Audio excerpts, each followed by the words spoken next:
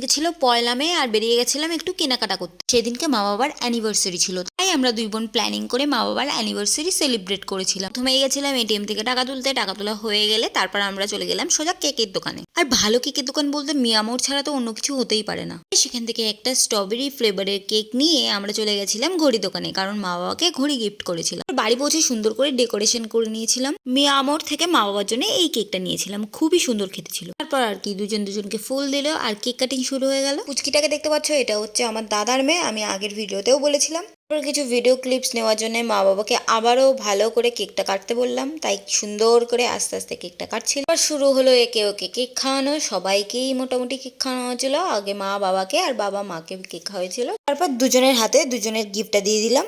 বাবার গিফটটা মার হাতে আর মার গিফটটা বাবার হাতে। মার ঘড়িটা বাবা পরিয়ে দিল আর বাবার ঘড়িটা মা পরিয়ে দিল। কেক কাটার পর্ব শেষ হলে আমরা রাত্রিবেলা বিরিয়ানি খেয়ে যে যার মতন বাড়ি চলে এলাম। টাটা।